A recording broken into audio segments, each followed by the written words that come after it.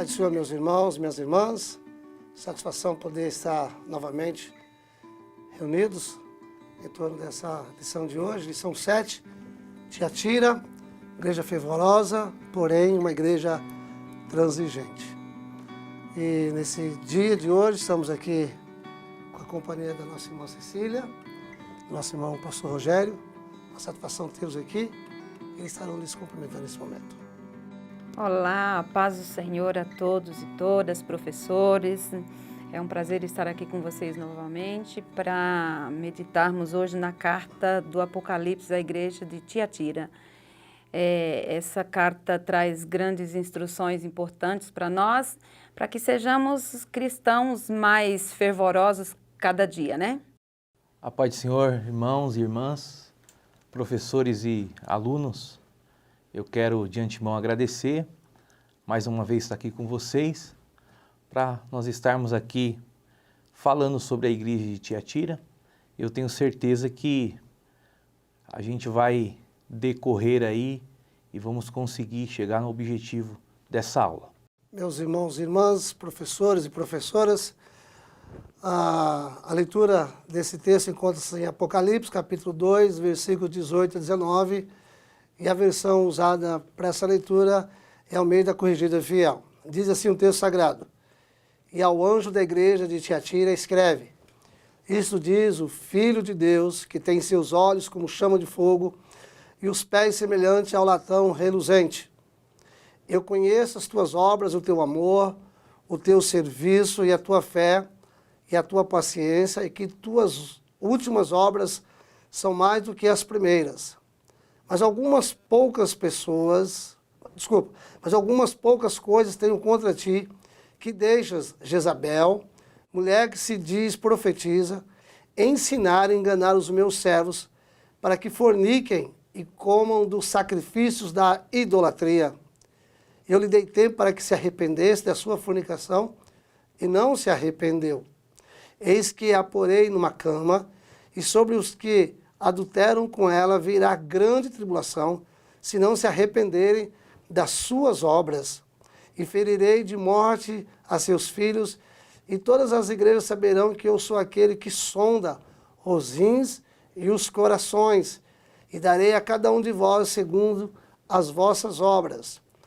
Mas eu vos digo a vós e aos restantes que estão em Tiatira, a todos quantos não têm essa doutrina, e não conheceram, como dizem, as profundezas de Satanás, que outra carga vos não porei, mas que retende até que venha. E ao que vencer e guardar até o fim as minhas obras, eu lhe darei poder sobre as nações.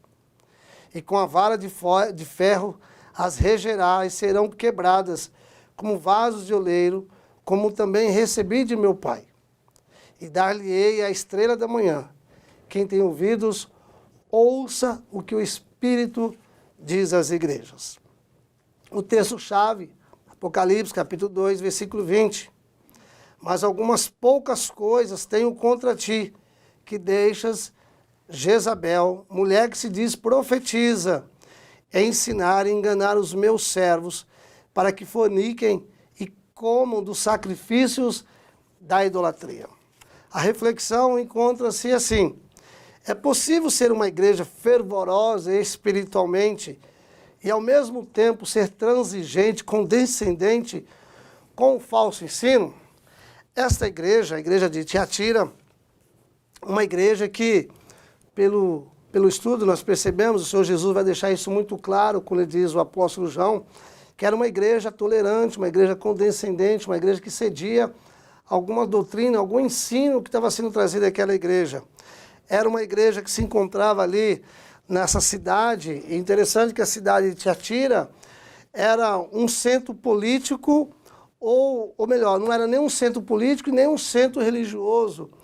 Na verdade, essa igreja era conhecida e se caracterizava pelo seu apogeu, ou seja, pela sua importância comercial. Como diz William Barclay, a importância da cidade de Tiatira estava na sua posição geográfica. Por quê? Porque ela ficava a caminho onde viajava, passava o o correio imperial, e por esse caminho se transportava todo o intercâmbio comercial entre a Europa e a Ásia Menor da época. Era uma cidade conhecida pelas suas agremiações comerciais, como o linho, o couro, o linho, o bronze, os cintureiros, alfaiates, os vendedores de púrpura, enfim. Então, é nesse contexto que se encontra essa igreja, tá? Uma cidade assim conhecida pelo seu porte, pelo seu apogeu comercial. E aí o Senhor vai examinar essa igreja, vai investigar essa igreja, vai fazer alguns apontamentos e vai convocar o arrependimento, enfim. É o que nós vamos estudar nessa igreja, a lição 7. E nesse contexto aqui que nós vamos extrair algumas lições significativas para os nossos dias. Então a reflexão é possível ser uma igreja fervorosa espiritualmente, mas ao mesmo tempo ser uma igreja condescendente, uma igreja tolerante com os falsos ensinos? E é uma reflexão que eu acho que cabe para nós nos dias de hoje, não é, irmã Cecília? Então, a igreja de Tiatira, ela era a cidade menor da Ásia, né? Das 7 igrejas que existia na Ásia, era a menor cidade, mas não a menos importante, porque ela era famosa pelo seu comércio. Era uma cidade que tinha um comércio muito grande de oleiro, padeiro, lã preta, lã branca, púrpura. Essa púrpura era extraído de uma planta muito importante e rara, né, que inclusive ela não existe mais. Então, era uma cidade muito importante pelo seu comércio, e tinha nessa cidade, que eu gostaria de enfatizar, um grande comércio de escravos. Inclusive, esse comércio de escravos, ele perdurou por muito tempo, até inclusive no período dos sultãos, próximo ali do século XIX, mais ou menos, no início do século XIX. Tão forte era esse comércio que tinha de escravos na cidade de Tiatira. E por haver esse comércio muito grande, existia também muitas agremiações, muitas agremiações.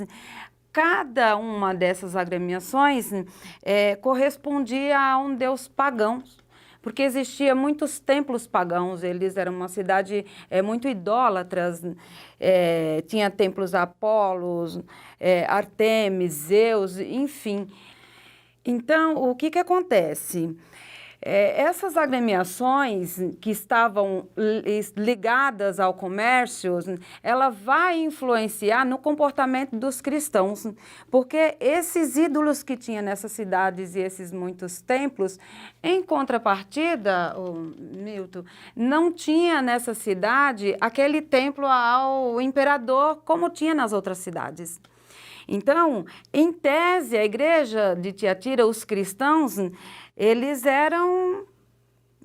tinham uma facilidade maior para desenvolver a sua fé, porque eles não eram tão perseguidos como as outras igrejas, né? Mas tinha essa questão das agremiações que estava ligada ao comércio. Então, qual a dificuldade que os cristãos encontravam? É que para desenvolver o seu comércio, eles tinham que fazer parte dessas agremiações, eles eram coagidos a fazer parte dessas agremiações. Isso não acontecendo, eles caíam no ostracismo, seu negócio não desenvolvia, ficava totalmente isolado. Então, eles eram, de certa forma, coagidos e induzidos a fazer parte dessas agremiações. Até aí, tudo bem, né? Fazer parte de um sindicato, alguma coisa, tudo bem. O problema é que existia as festas que essas agremiações davam, e nessas festas servia-se alimentos, comidas sacrificadas a esses ídolos, né? E aí a dificuldade do cristão chegava, a partir daí que o cristão se via numa situação difícil, né? Interessante aqui, né, irmã, que assim, que fica bem claro que nós estudamos o contexto histórico, o contexto religioso dessa cidade, é que seria quase impossível ser um comerciante na cidade de Tiatira sem fazer parte desses grêmios, né? Desse grêmio, ou seja, cada grêmio tinha a sua representatividade, o seu Deus, o seu ídolo para ser adorado. Então, não participar de uma dessas gremiações era uma espécie de suicídio comercial, ou seja, você perderia a esperança da prosperidade. Eis então a questão: perder a prosperidade ou manter-se fiel ao senhorio de Cristo. E isso refletia no comportamento da igreja. Por isso que o senhor olha para a igreja e vê que a igreja está deixando de ser influenciada pelo contexto não só comercial, né, mas pelo contexto religioso. A gente percebe que muitas vezes o sucesso no trabalho, né, nos seus negócios, acaba sendo uma porta de entrada para que o cristão deixe a sua fidelidade. Então, é muito complicado. Isso revela, tem muito a ver com a nossa vida hoje. Isso tem muito a ver com a vida da igreja hoje, quando eles precisam tomar essa decisão e falar, não, aqui a palavra do Senhor é essa, eu rejeito, e usar da fé, né? Usar da fé que o Senhor vai, de alguma forma, trabalhar para que ele desenvolva os seus negócios, tenha sucesso no seu trabalho. E os cristãos de Tiatira aqui, o que acontece? Muitos deles acabavam sendo condescendentes. Não tem nenhum problema, negócio é negócio, religião é religião, fé é fé, Deus é Deus, e não tem nenhum problema. Qual o problema um ídolozinho?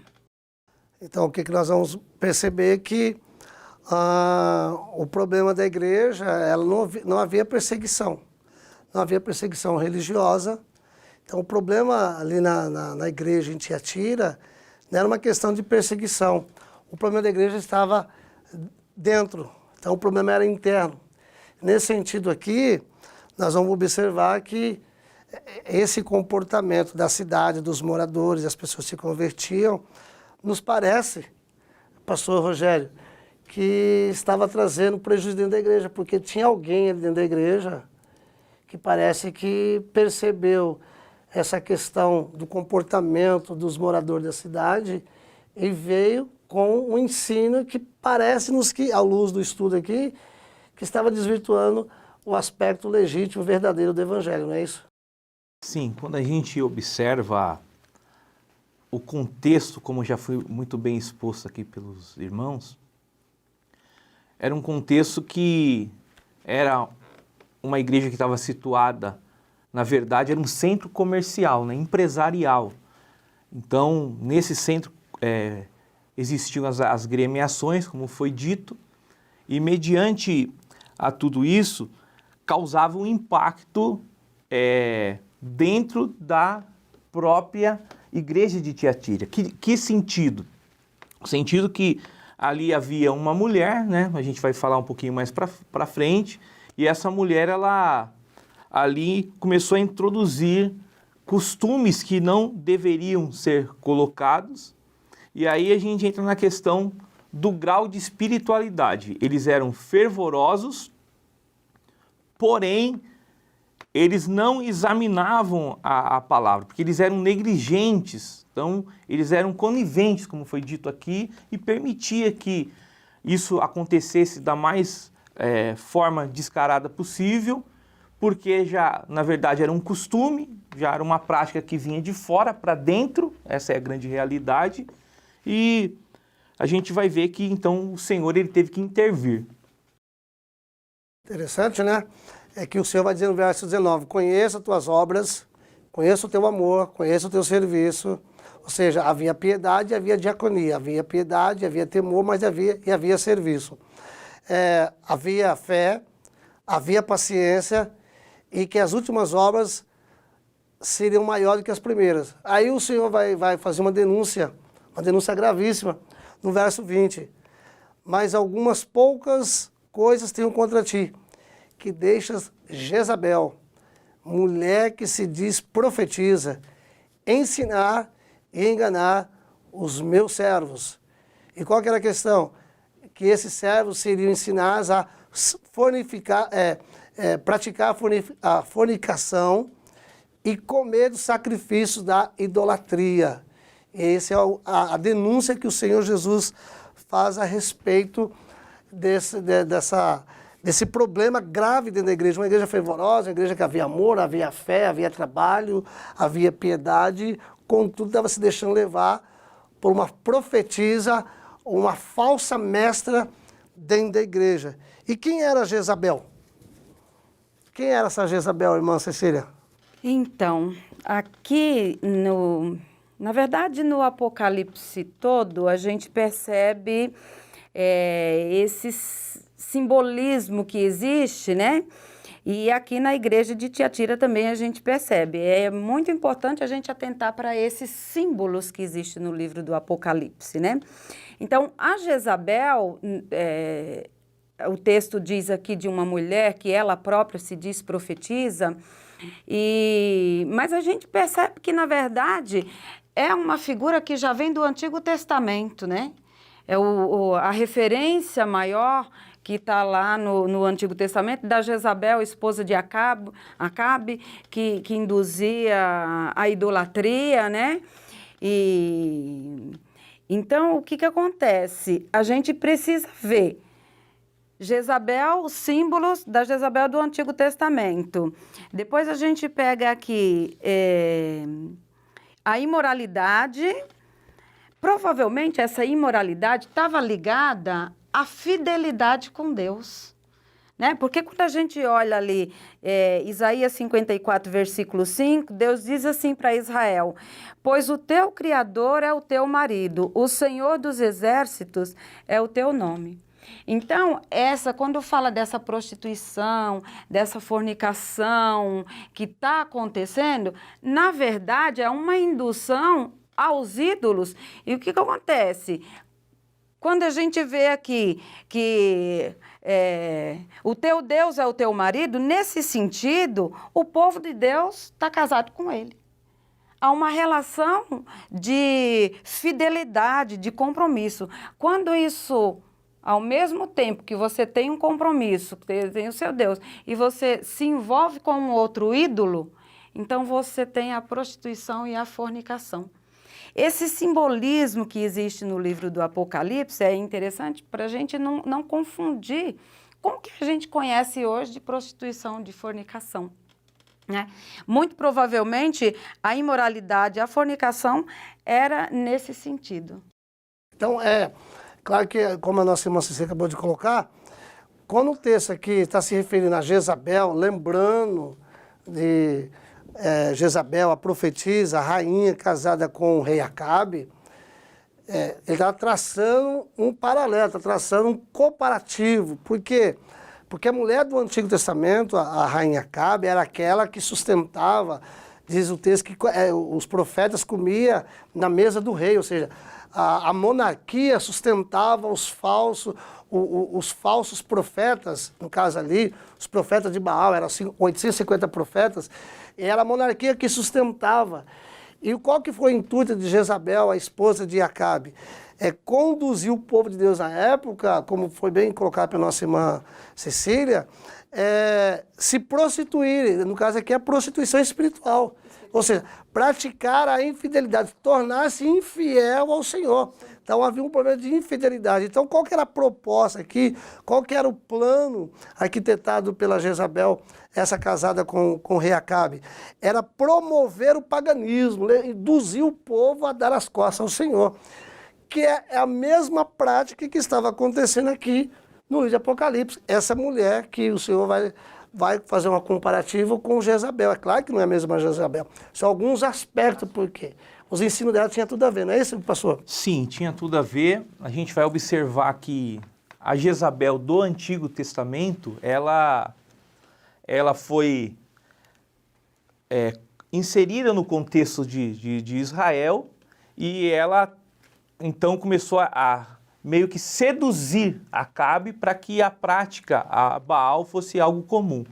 E quando a gente leva aqui para o Novo Testamento, essa figura, esse símbolo de Jezabel, vai trazer não uma prostituição carnal, mas sim uma prostituição no fato deles deixarem de adorar a Deus e comer sacrifícios a ídolos.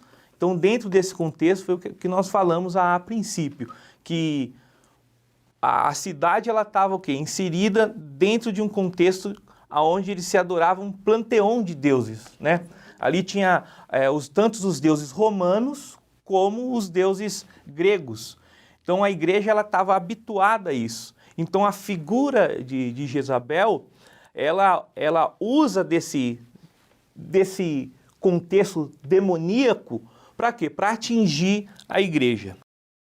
Fica muito claro que a mestra, ou a falsa mestra Jezabel, ela estava na igreja induzindo os crentes ao quê? A práticas pagãs. Ou seja, filiando-se, tentando filiá-los ao quê? Aos costumes pagãos. Fica muito claro no verso 20, né?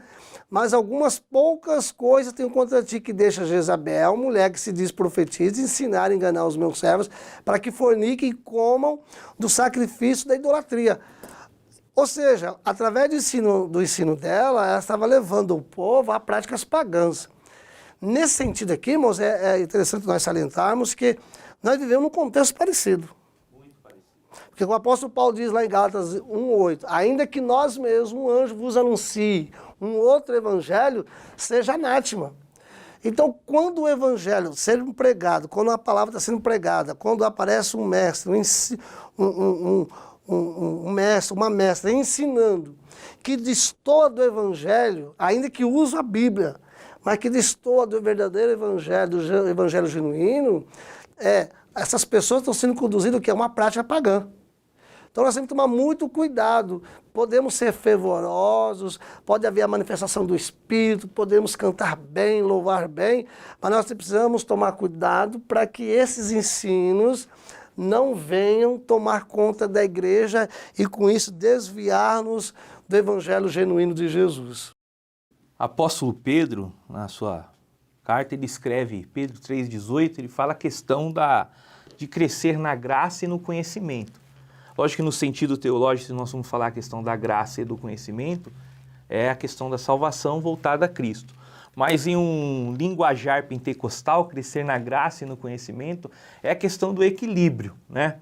E o que a gente vê no contexto das igrejas de hoje, às vezes se busca uma certa espiritualidade, né? O fato de se falar em línguas, de pular, dentre tantas outras coisas, e às vezes o ensino da palavra, ele é meio que deixado de lado. Então, quando a gente vai, né, numa academia, a gente vai malhar, a pessoa que gosta de se malhar só um braço e não malhar o outro, ele vai ficar o quê? Deformado. Então, hoje a gente vê que no contexto que a gente está, algumas igrejas, denominações deformadas e está vivendo a prostituição, né, religiosa. Essa é a pior prostituição que existe, a prostituição religiosa. E com verniz e verniz de espiritualidade. De espiritualidade. Com verniz de espiritualidade. Esse é o perigo. Esse é o perigo. Então, sabe o que me parece? Eu ouvindo, parece que essa personagem aqui da Jezabel, ela não parece ser uma pessoa lá de fora que está muito distante da igreja, não. Ela parece ser uma pessoa que está ali no meio dos cristãos. Sim. Influente. Influente, a história deixa isso muito claro quando a gente vê os falsos mestres. Exatamente. Sutilmente, é como uma líder, uma espécie de um líder, uma líder que tem influência com os cristãos e ela, de forma muito sutil, ela vai influenciando, induzindo os cristãos porque quando é alguém lá de fora, que você fala assim, aquela lá já está no meio do paganismo mesmo, mas não é o que parecia ser alguém de longe que assustava. Não, mas parecia ser alguém que estava ali no meio dos cristãos. Ela exercia uma certa ascendência sobre um grupo de pessoas. Um grupo de pessoas que achavam que... Influente. Por isso que Deus diz assim, olha, é tolerante, porque é como se... É o que a gente está acostumada a ouvir hoje. Não, isso aqui não tem problema, não tem nada a ver. Imagina, não tem problema, parece que não tem problema. entendeu? Não é algo de muito... Por isso que isso tem muito a ver com a igreja hoje, com o que a gente vê hoje. Isso não é estranho. Ela estava tão enraizada dentro da igreja que a identificação que o próprio Senhor dá, que ela é uma profetisa. Ela tem um título. Ela não é alguém assim que... Ela tem um título, ela é profetisa. Ela se julga profetisa, né? E ela tinha um público que aceitava, que era conivente ao que ela fazia. A pessoa diz, mulher que se diz profetiza. Ela se diz, né? E tem muitos aí que se diz alguma... Então, né? se ela dizia profetiza, com certeza ela profetizava e muitos acreditavam na profecia dela. É como a gente sempre diz, né? Só há oferta porque há demanda. É muito estranho isso para vocês. Só há professor porque há alunos. Só há mestre porque há alunos, ou seja, não tem como você não ter uma profetisa se você não tiver os seus ouvintes. Então, vamos assim dizer, é aquela mulher de Deus, né? É aquele homem de Deus. Irmãos, eu não sei vocês, mas eu tenho um pavor desse título, quando fala para mim, homem de Deus, irmão, isso um peso é grande, irmãos. O peso é grande porque a responsabilidade é enorme. E no caso aqui, essa mulher, essa falsa mestra, o versículo 20 vai dizer que ela conduziu um grupo de crentes a viver em licenciosidade e pecado. Versículo 20. Versículo 21, esse grupo era um grupo que era insubmissos, pois não aceitavam a reprimenda. Olha o versículo 21. E dele tem para que se arrependesse da sua fornicação e não se arrependeu. Ou seja, era uma mulher resistente ao Senhor Jesus. Essa mulher, o que me parece, é aquele grupo, é o grupo do PCJ, que encontra-se lá na primeira carta de Paulo aos Coríntios, capítulo 1. Lá havia 4 grupos, né? Isso. O grupo de Paulo, que é o grupo dos liberais, o grupo dos conservadores, que é o grupo de Pedro, o grupo dos intelectuais, o grupo dos filósofos, que era o grupo de Apolo, e havia o grupo de quem? O grupo dos exclusivistas, o grupo de Jesus. E era o pior. Que é, é aquele que só ouve Jesus, só obedece a Jesus, só se o Senhor falar comigo. O que me parece aqui, essa mulher, esse tipo de pessoa, é exclusivista. E essas pessoas, elas têm um poder, assim, sobre as pessoas muito grande nas igrejas. Então, esse tema aqui, irmãos, eu vejo o seguinte, que o texto vai dizer que a própria Jezabel resistiu ao Senhor Jesus. O que me parece aqui, eu até coloquei aqui na revista para meditar. Como pode uma igreja ser tão fervorosa espiritualmente e ao mesmo tempo ser condescendente, ser tolerante ao falso ensino de falsos mestres? Ou seja, o Senhor concluiu, aí vai mostrar que o Senhor conclui suas palavras. E aí nós vamos ver algumas investigações que o senhor entende aqui e o senhor convoca ao arrependimento. Irmãos, o grande problema que nós enfrentamos hoje são os falsos ensinos. Porque tem surgido muitos falsos ensinamentos, muitas doutrinas, muita teologia hoje que usa-se a Bíblia, parece com a Bíblia, igual eu brinco com meus alunos, irmão, nem tudo que brilha é ouro. Nem tudo que se diz em nome do Senhor, vamos abrir a Bíblia, é de Deus. Temos que tomar muito cuidado. E eu, no meu modo de ver, esse tema para os dias de hoje, ele é muito, mas muito relevante, porque nós estamos vivendo um momento muito difícil dentro do cristianismo evangélico brasileiro. Muita, como diz o Hernando Dias Lopes, tem havido um sincretismo dentro do cristianismo evangélico, o evangelho brasileiro. Muitas crenças, muitas coisas que parece que é de Deus, mas não é. Então nós temos que tomar muito cuidado. Irmãos, o nosso tempo está indo, e aqui nós vemos aqui, ele vai dizer assim, ó, tenho porém contra ti que tolerares essa mulher Jezabel. Ou seja, aí o Senhor faz a reprimenda aqui para quem? Para o líder da igreja. Porque estava tolerando o ensino dessa mulher. O que vocês me dizem a respeito disso? Pastor? Cecília? As cartas, na verdade, para as igrejas do Apocalipse, foi dirigida aos seus pastores, né?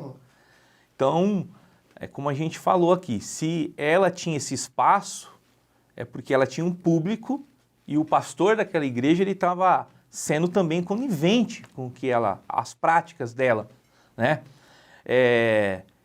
E por isso Jesus ele vem e entra em cena e ele vai ali e corrige.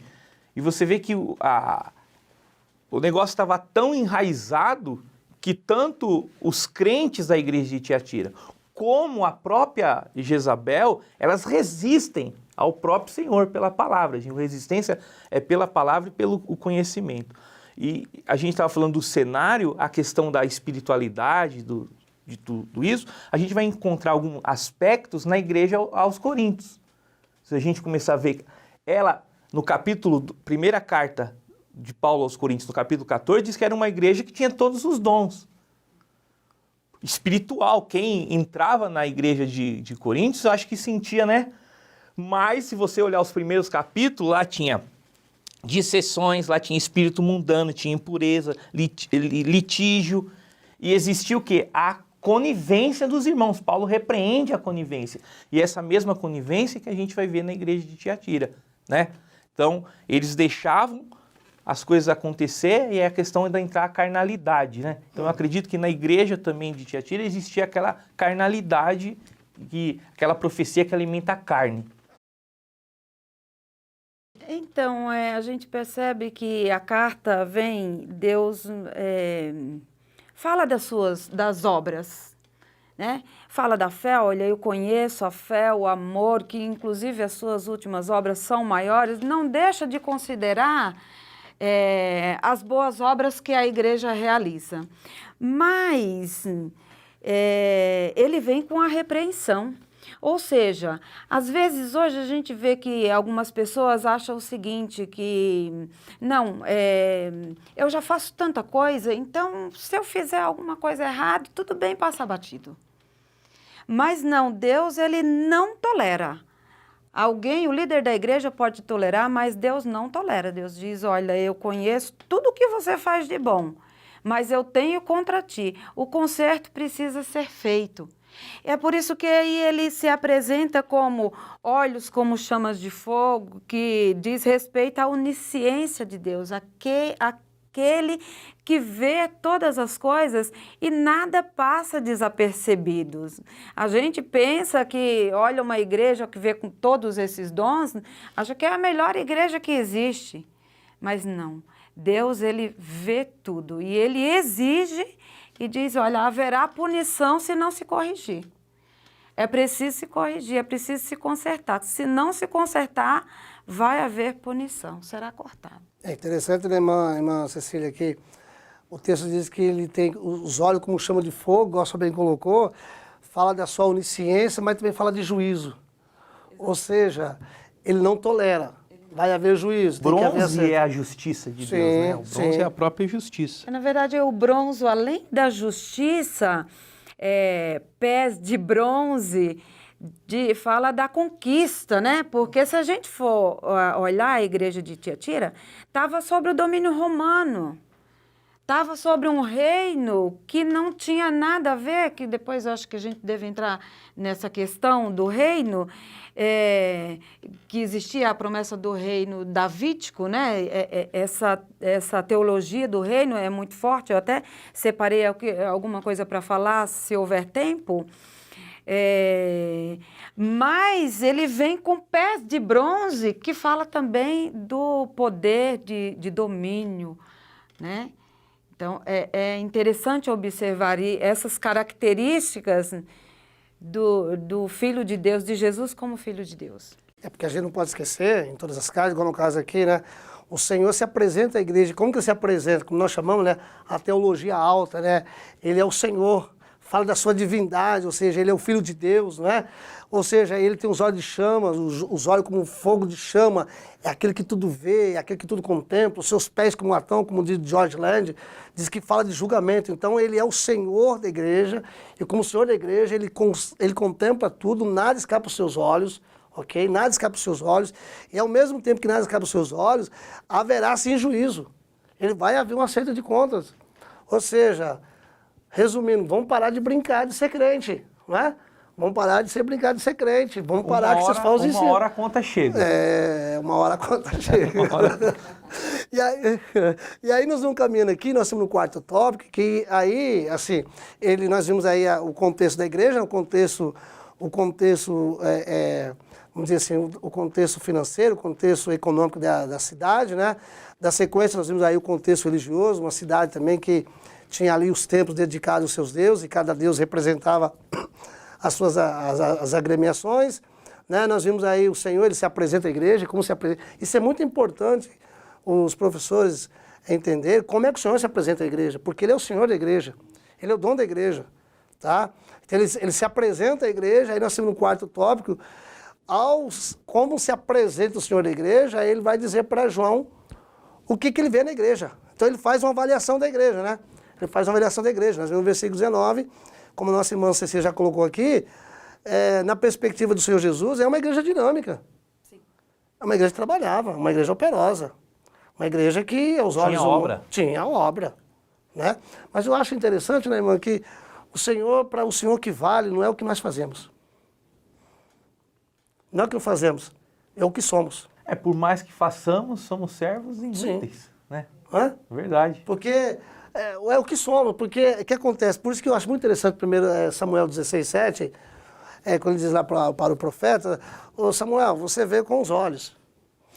Eu vejo, você vê o que está por fora, eu vejo o que está lá dentro. Ou seja, o Senhor avalia as motivações, o Senhor avalia as intenções.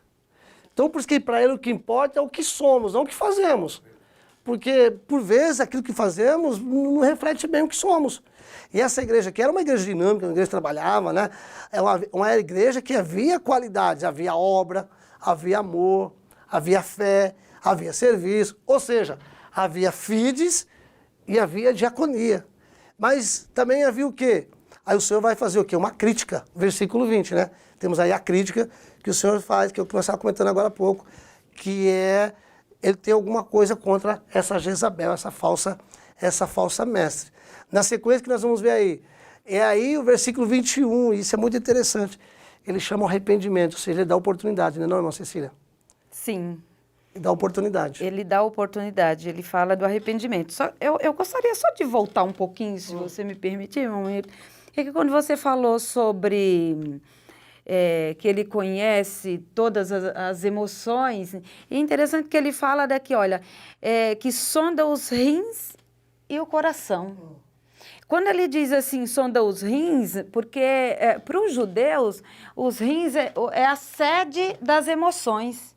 Então, assim, tudo que você sente, tudo que você pensa, tudo que a sua motivação, ele está dizendo, eu conheço tudo, porque eu sondo a sede das suas emoções.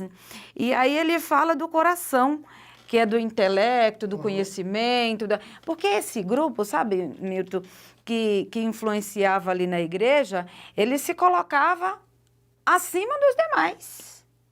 Era um grupo intelectual. E aí o Senhor se apresenta e vem dizendo assim, eu sondo os rins e os corações, eu sondo as suas emoções, o que você pensa, o que você acha, o que você sente, o que você pensa que sabe que é o seu intelecto, o seu pensamento, eu sondo a sua inteligência, eu sei tudo minuciosamente. Entendeu? Então, é interessante nesse aspecto, né? Isso é muito importante nós compreendermos saber que Ele é o Senhor, Ele sabe, Ele vê, e não há nada que nós possamos esconder dEle. Por menor que seja aparentemente o nosso sentimento, a nossa emoção, Ele está contemplando. Ele é o Senhor que sabe, é o Senhor que vê, é o Senhor que sonda. Mas continuando aqui, irmãos, para nós, nosso tempo já está indo, sabe que o tempo urge, né? Como já dizia alguém, né? O tempo urge. O que nós vamos ver aqui? Ele, como em todas as cartas, ele faz uma promessa, não, pastor Rogério? Ele faz uma promessa caso haja o arrependimento. O aspecto da igreja, ela tinha os aspectos bons, também tinha os aspectos que o próprio Jesus, ele foi ali e tratou, mas dentro daquela igreja haviam remanescentes, né? Haviam pessoas que eram fiéis à palavra, e ali ele faz uma promessa, que aqueles que permanecerem, que forem fiéis, ele daria a vitória para aquelas pessoas, né, aos fiéis dentro daquela igreja. Essa frase que a gente encontra várias vezes, né? Ao vencedor que guardar até o fim as minhas obras, né? Eu lhe darei autoridade sobre as nações. É isso, né? Isso. Então, ou seja, há uma promessa. Toda igreja há uma promessa. Desde que haja um E arrependimento. sempre há os remanescentes, né?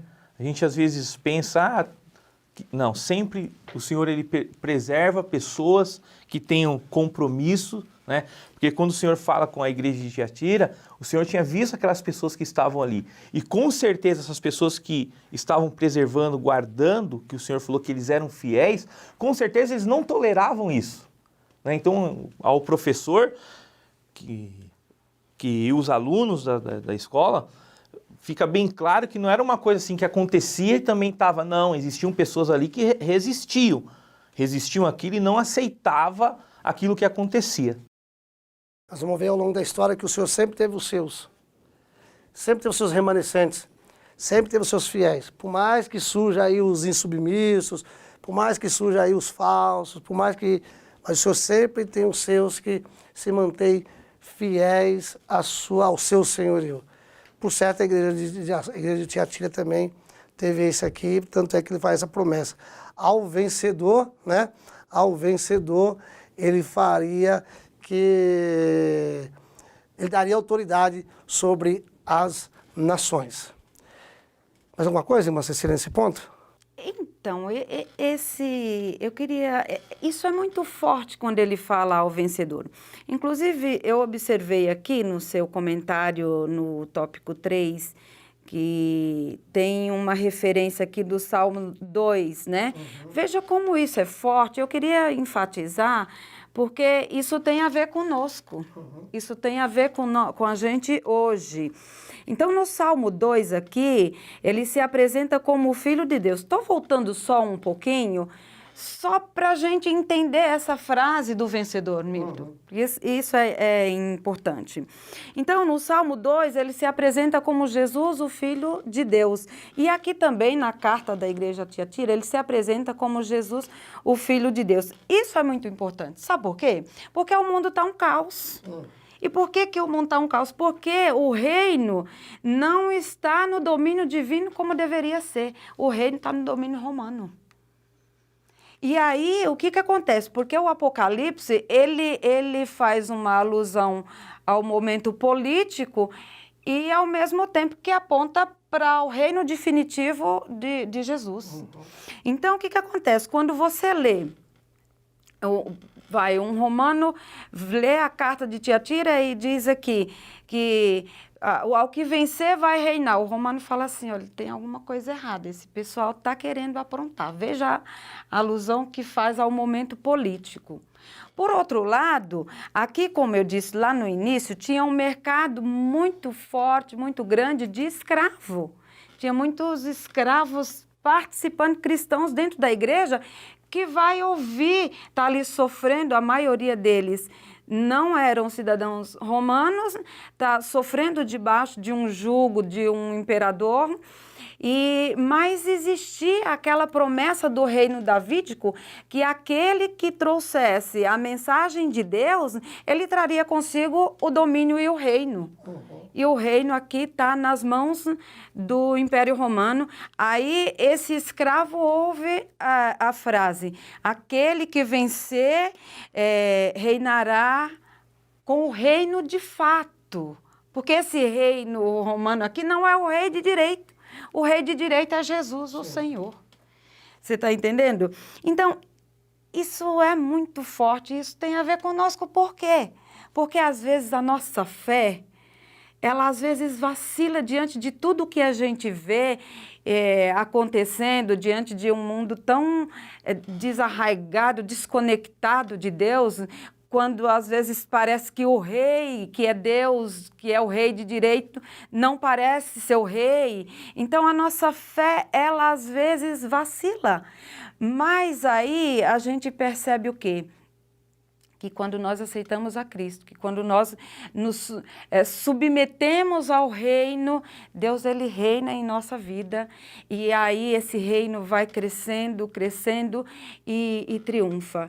E isso é muito real, porque quando a gente olha assim, para as ruínas de Tiatira, para as ruínas das cidades do Apocalipse, quando a gente procura onde está o poder da Grécia Antiga, onde está o poder do Egito, da Babilônia, as grandes potências da Bíblia, e a gente percebe que tudo isso tudo isso passou. O que impera hoje é o reino de Deus em nossas vidas, que faz a diferença. E a gente sabe que Ele um dia vai reinar para sempre. Então existe essa conexão entre a nossa vida hoje, entre tudo que a gente vê hoje, a igreja que sofre, mas a gente crê nessa palavra. Um dia nós reinaremos com Ele.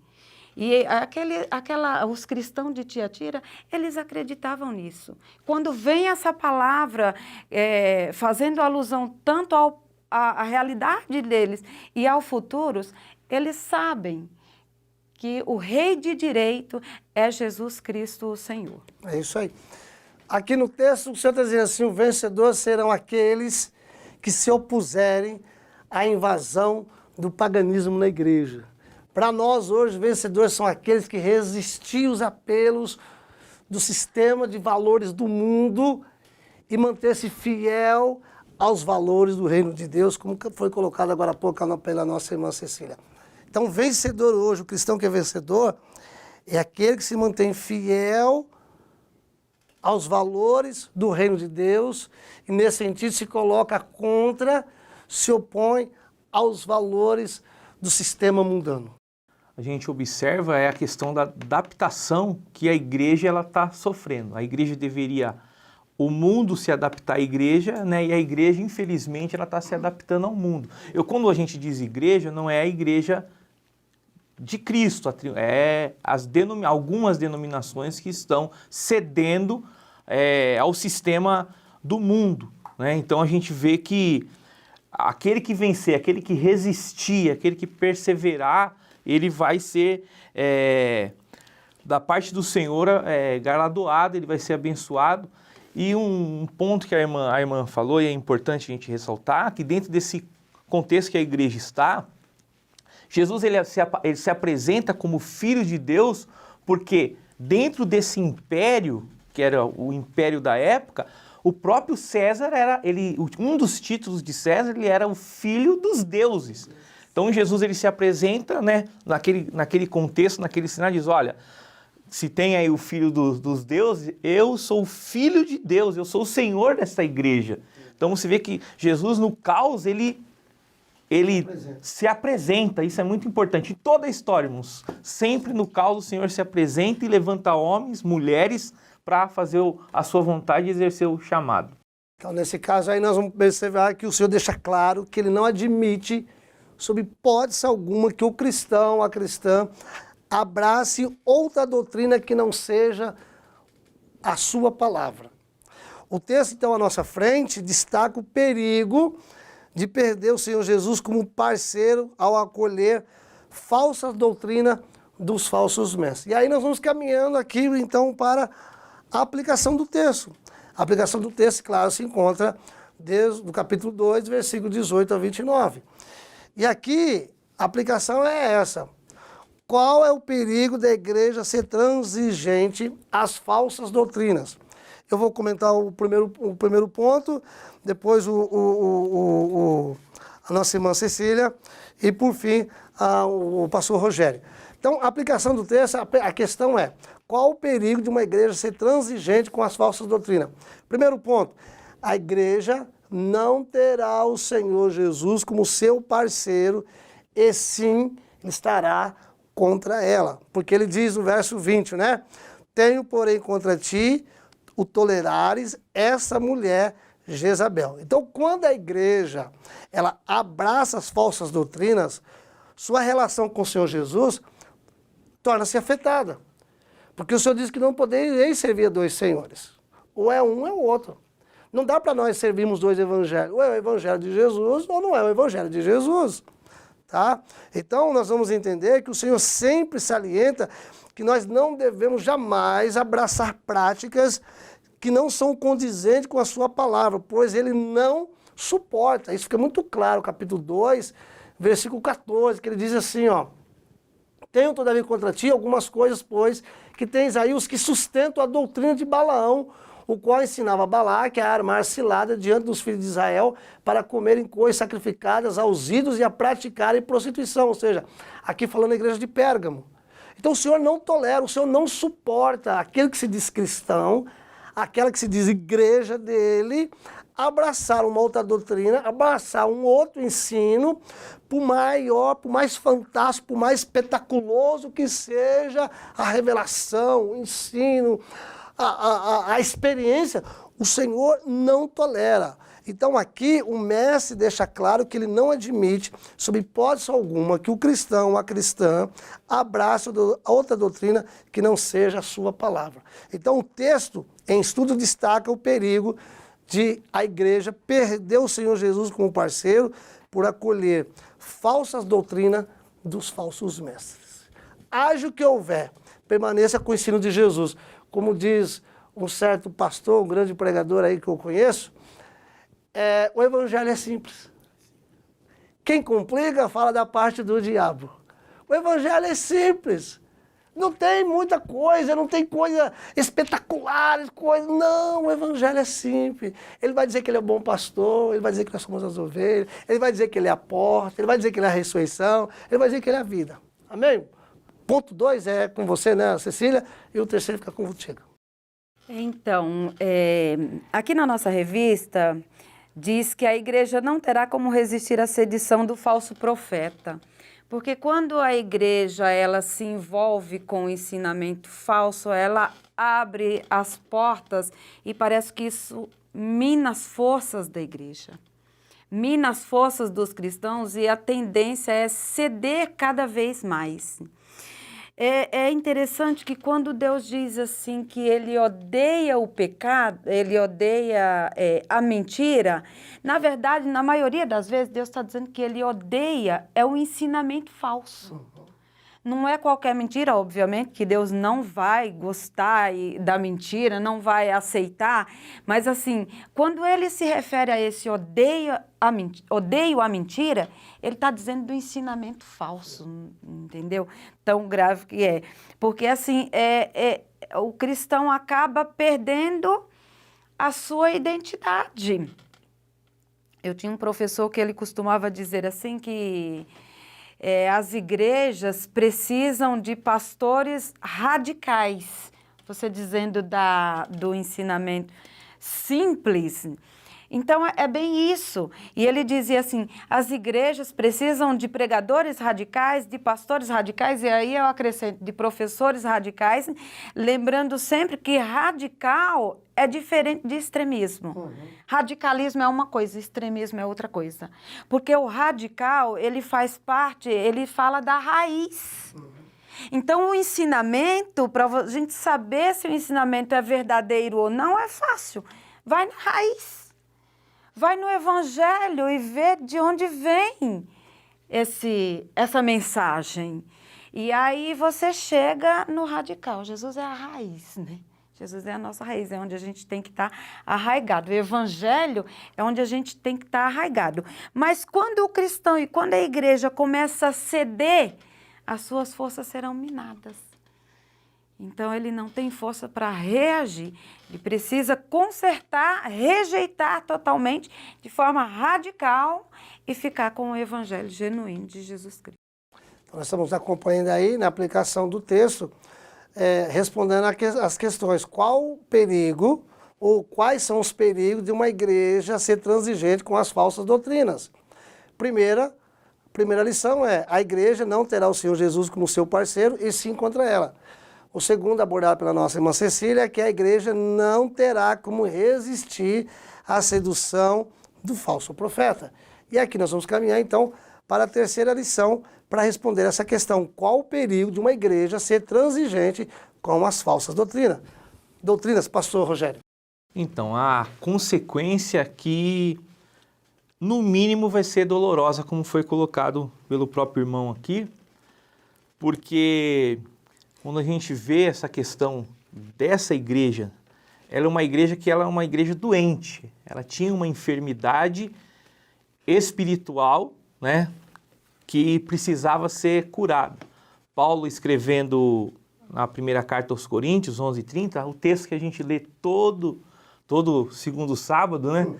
Que haviam pessoas fracas, doentes e que estavam ali dormindo.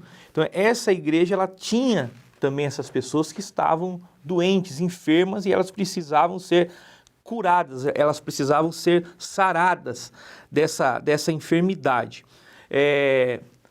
Aí vem falar também da questão da consequência. Vai haver uma consequência da recompensa, tanto do fiel como do infiel. Tiago, capítulo 2:3, diz que o juízo será feito sem misericórdia, né?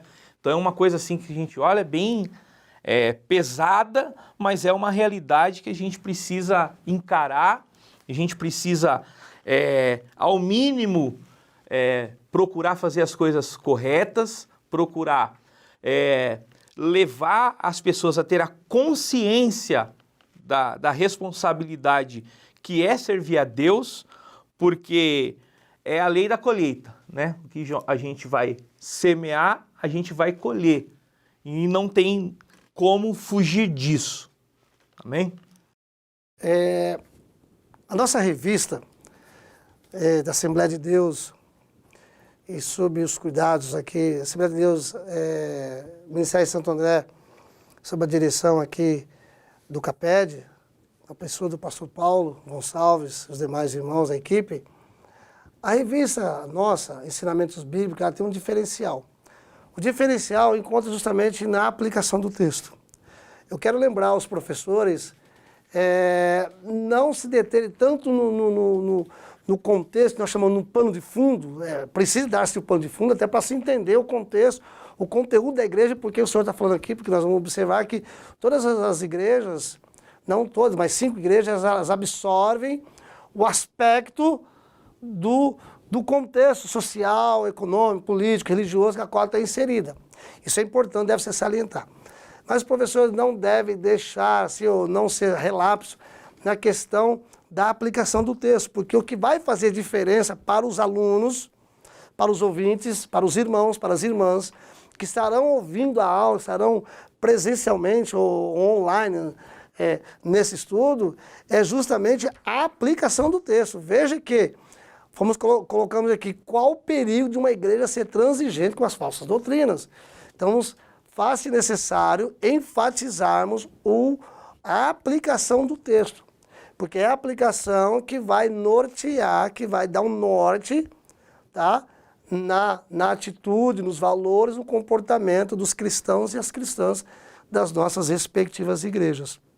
Eu acho que esse aqui talvez seja um diferencial das nossas revistas, porque darmos informação, falarmos do contexto religioso, contexto histórico, contexto econômico, contexto social, é legal, mas aí o aluno sai no final, sim, mas e aí, o que eu faço com isso?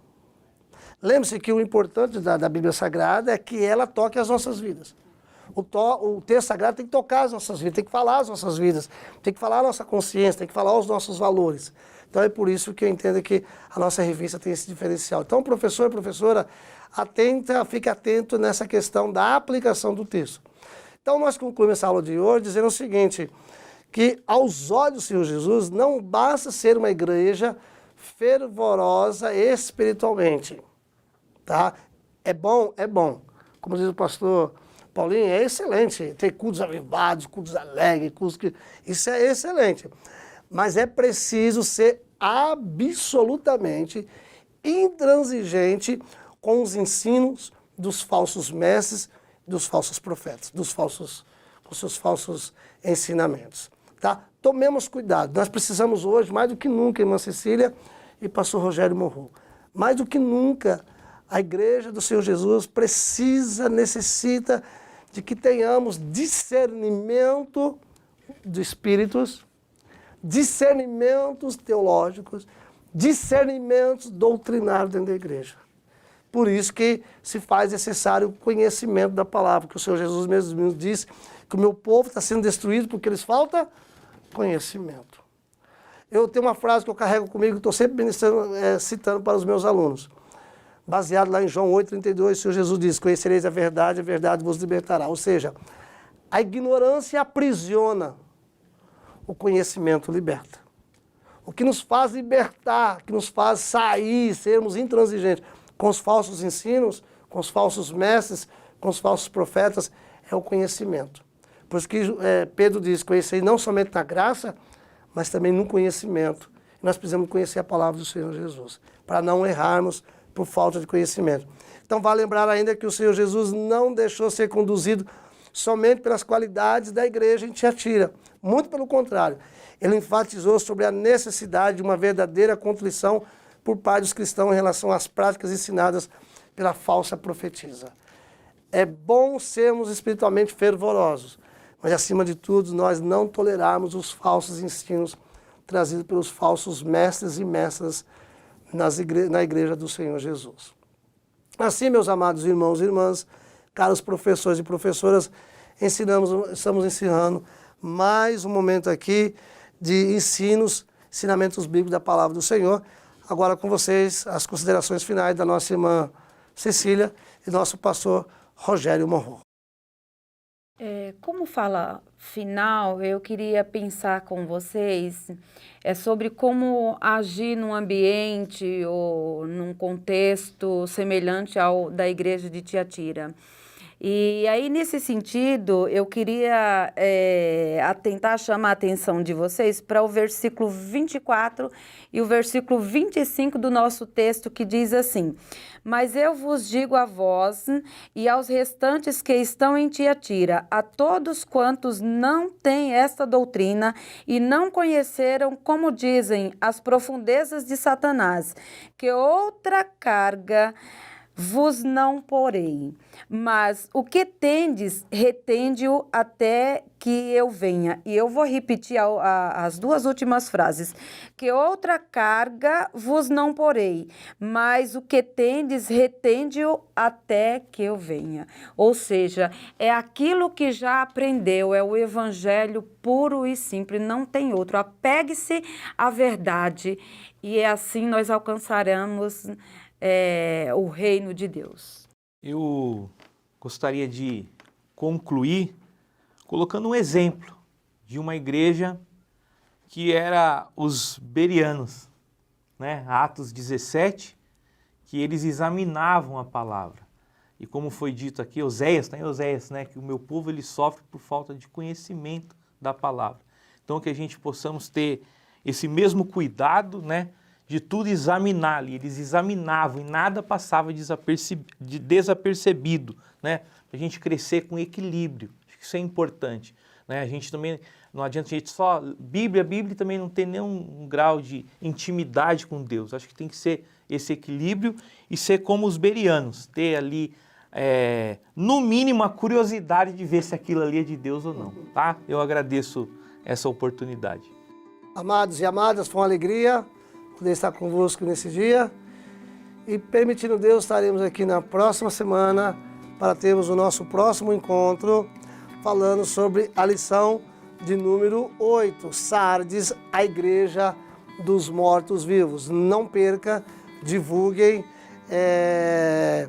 dá o endereço, o seu amigo, o seu irmão, o seu parente, para compartilhar os nossos ensinos. Professores, temos o material, nossa revista, dedique-se, empenhe-se, investigue, estude e dê o seu melhor para os seus alunos. Assim está servindo o Senhor com qualidade. Que Deus lhes abençoe, Cristo Jesus, e tenha-lhes uma boa semana. A paz do Senhor.